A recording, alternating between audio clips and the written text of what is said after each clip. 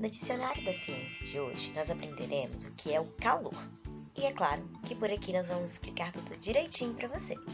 Então, pega papel e caneta e vem com a gente. Quando colocamos em contato dois corpos de diferentes temperaturas, após certo tempo, eles atingem a mesma temperatura. E isso é chamado de equilíbrio térmico.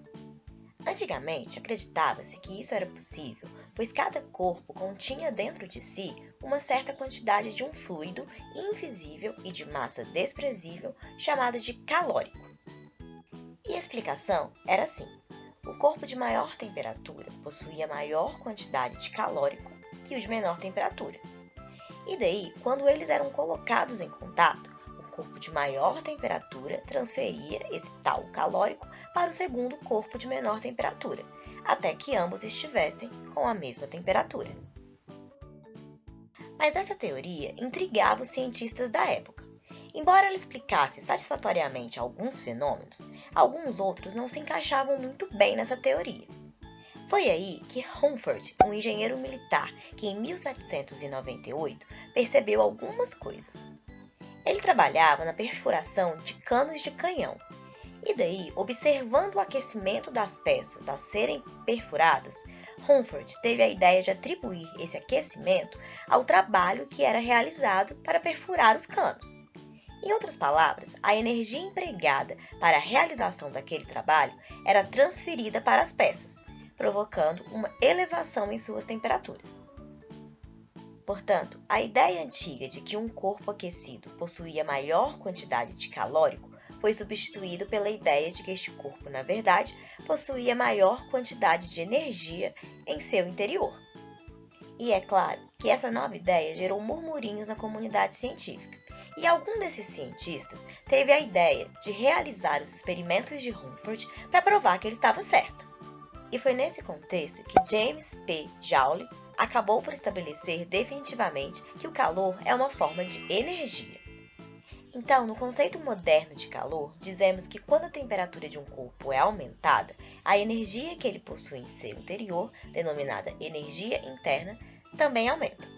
E se por acaso esse corpo for colocado em contato com outro de temperatura mais baixa, haverá transferência de energia do primeiro para o segundo.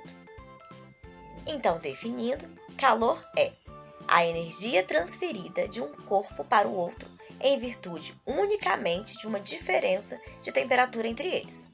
Ou seja, se a temperatura dos dois corpos forem iguais, não haverá transferência de calor de um corpo para o outro. É importante ter em mente que o termo calor só deve ser usado para designar a energia em trânsito, ou seja, passando de um corpo para o outro.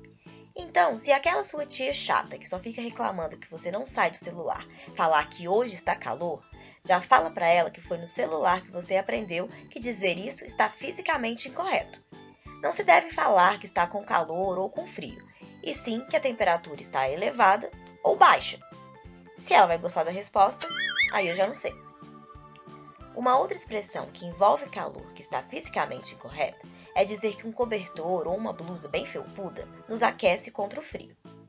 A sensação de frio ocorre pois quando a temperatura ambiente está baixa, há uma troca de calor entre o nosso corpo, que se encontra em temperaturas por volta de 36,5 graus, e o ambiente, que está a uma temperatura mais baixa.